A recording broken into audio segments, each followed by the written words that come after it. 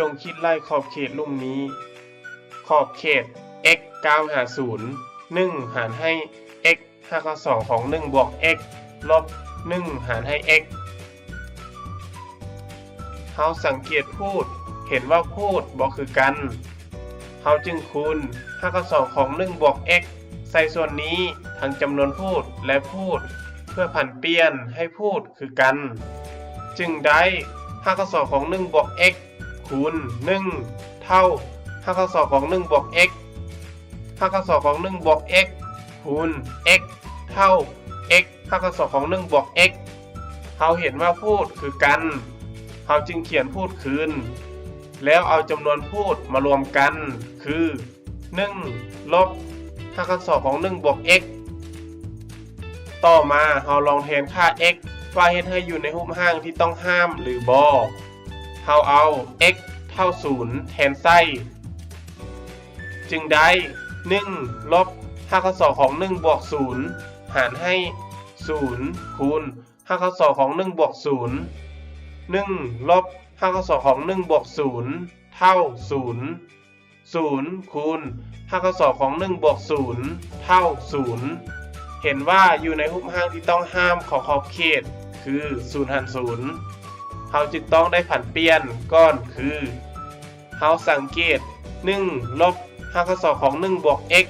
เห็นว่าสามารถผันเปลี่ยนโดยอิงตามเสมอผลควรจื้อนี้โดยเฮาสมมุติ1คือ a 592ของ1บวก x คือ b เฮาเห็นว่ามี a ลบ b แล้วเฮาจึงคูณ a บวก b คือ1บวก592ของ1บวก x ใส่ทั้งจำนวนพูดและพูดเพื่อให้มีค่าเท่าเดิมจึงได้1ลบ592ของ1บวก x คูณ1บวก592ของ1บวก x หารให้ x 592ของ1บวก x คูณ1บวก592ของ1บวก x เห็นว่ากลมกับรูปร่างของเสมอผลควรจื้อแล้วเขาจึงผันเปลี่ยนเป็น1กำลัง2ลบ592ของ1บวก x กำลัง2 1กำลัง2เท่า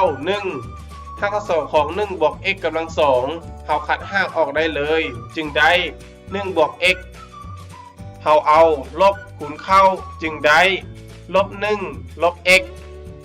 1ลบ1เท่า0จึงเหลือลบ x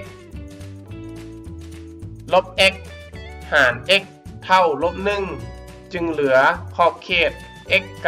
950ลบ1หารให้592ของ1บวก x คูณ1บวก592ของ1บวก x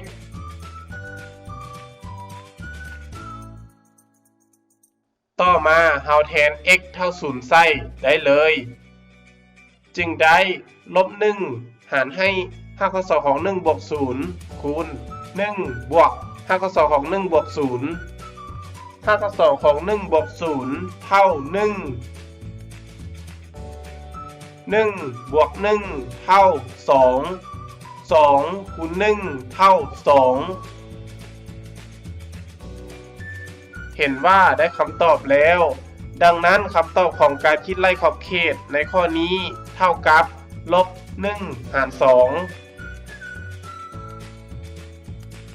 ถ้าคิดว่าวิดีโอนี้เป็นประโยชน์กรุณากดไลค์ กดแชร์ และกดติดตาม